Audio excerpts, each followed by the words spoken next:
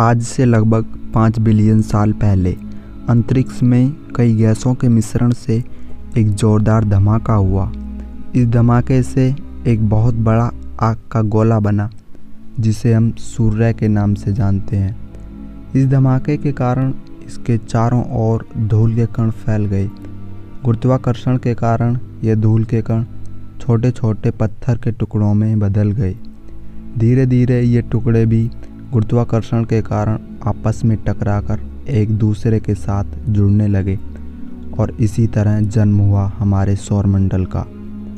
कई मिलियन साल तक गुरुत्वाकर्षण शक्ति ऐसे पत्थरों और चट्टानों को धरती बनाने के लिए जोड़ती रही। उस समय 100 से ऊपर ग्रह सौरमंडल में सूर्य का चक्कर लगा रहे थे। चट्टानों के आपस में टकराने के कारण धरती एक आग के गोले के रूप में तैयार हो रही थी, जिसके फलस्वरूप लगभग 4.54 बिलियन साल पहले धरती का तापमान लगभग 1200 डिग्री सेल्सियस था।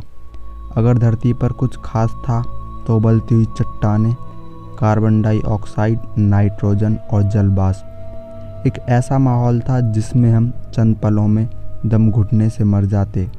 उस समय कोई भी कठोर सतह नहीं थी, कुछ था तो बस ना खत्म होने वाला उबलता लावा।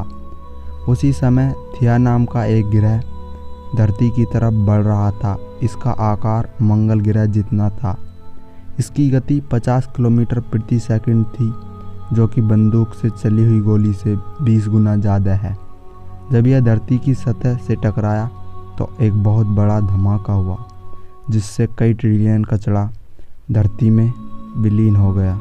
कई हजार साल तक गुरुत्वाकर्षण अपना काम करती रही और धरती से निकले हुए कण कई हजार साल तक इकट्ठा कर धरती के चारों तरफ एक चक्कर बन गया।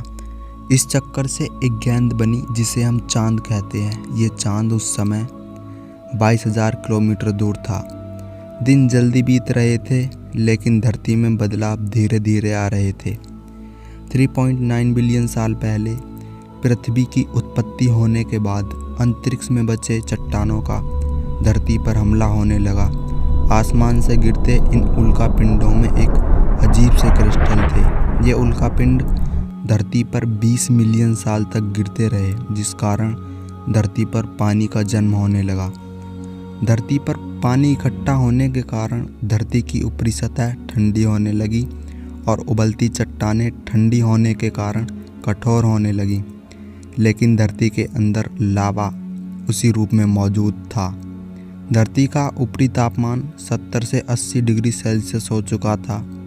धरती की सतह भी कठोर हो चुकी थी। धरती के वातावरण में बदलाव लाने के लिए ये तापमान और हालात एकदम सही थे।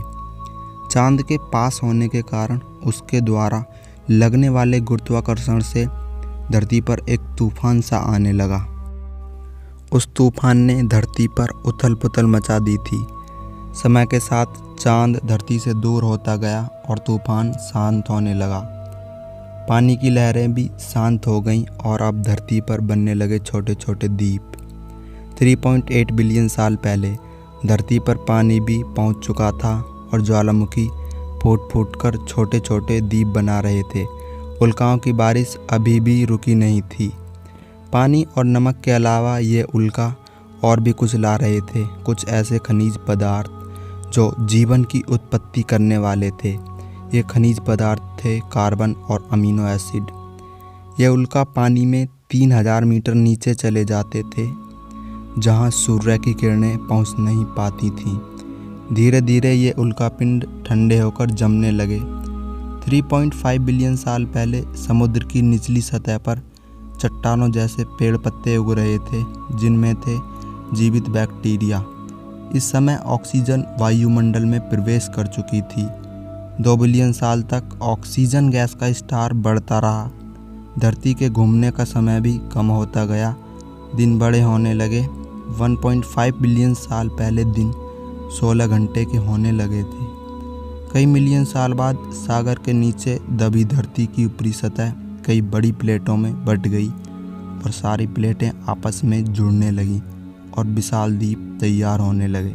750 मिलियन साल पहले धरती के अंदर से ऐसी शक्ति निकली जिसने धरती की सतह को दो टुकड़ों में बांट दिया और यह शक्ति थी ताप, जो कि धरती के नीचे पिघले हुए लावा से पैदा हुई थी, जिसके कारण धरती की ऊपरी सतह कमज़ोर पड़ती गई और धीरे धीरे दोनों सतहें एक दूसरे से दूर होती चली गईं, जिससे दो महाद्वीप बने, साइबेरिया और गोंडवाना। वातावरण में कार्बन डाइऑक्साइड खत्म हो जाने से कुछ हजारों सालों में तापमान घटकर 50 डिग्री सेंटीग्रेड हो गया था। चारों तरफ बर्फ हो जाने के कारण सूर्य की किरणें धरती से परावर्तित हो जाती थीं और तापमान बढ़ नहीं पाता था। बर्फ और बढ़ती चली जा रही थी। धरती का केंद्र अभी गर्म था, ज्वालामुखियों का फटना भी जारी था। सभी चट्टान और पत्थर बर्फ के नीचे दब चुके थे। अब दिन भी 22 घंटों के हो गए थे। बर्फ पिघलते समय सूर्य से आने वाली पराबैंगनी हानिकारक किरणों से एक केमिकल रिएक्शन हुआ, जिससे पानी में से हाइड्रोजन पेरोक्साइड बनी और उसके टूटने से ऑक्सीजन।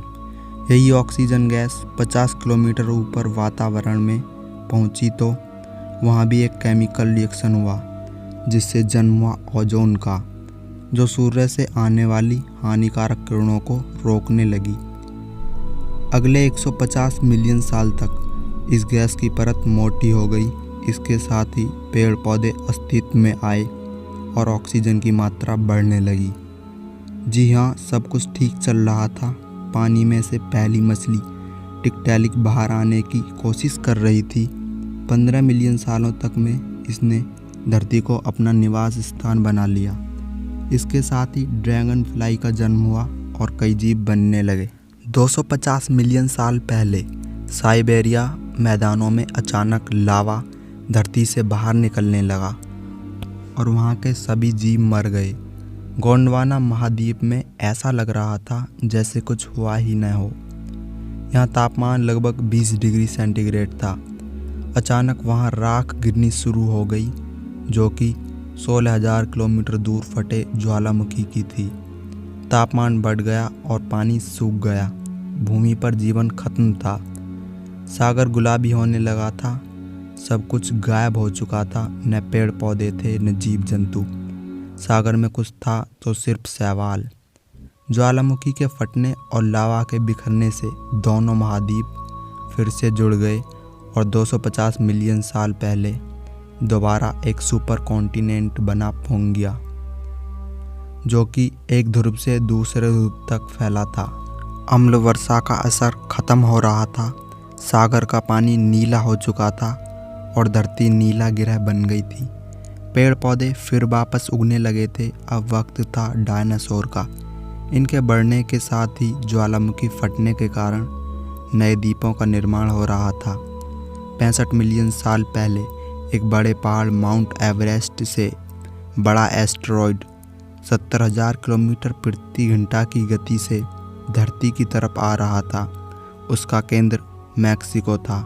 इसके गिरने के बाद धरती पर सब कुछ तबाह हो गया और वायुमंडल में धूल का घना कोहरा छा गया। भूमि का तापमान 275 डिग्री सेंटीग्रेड हो गया। सारे पेड़ पौधे और जीव जंतुओं का अंत हो गया। एक बार फिर से धरती के वातावरण में बदलाव आया और सब कुछ सामान्य होने पर शुरुआत हुई स्तनधारी जीवों की, जो आज तक चल रही है। और इसी के साथ आए होमो सैपियंस, इंसान की वो जाति जिसके अंतर्गत हम सब आते हैं। इनका विकास 40,000 साल पहले हुआ था। इसके बाद वो दुनिया बनी जो आप आज देखते हैं। तो आज के लिए बस इतना ही। अगर आपको ये वीडियो अच्छी लगी हो तो प्लीज़ इसे लाइक करें, कमेंट करें और अपने दोस्तों को शेयर करें। अगर आपने अभी तक हमारे चैनल को सब्सक्राइब नहीं किया है तो चैनल को सब्सक्राइब करें और साथ में बेल आइकन को भी प्रेस करें। मिलते हैं नेक्स्ट वीडियो में। तब तक के लिए गुड बाय।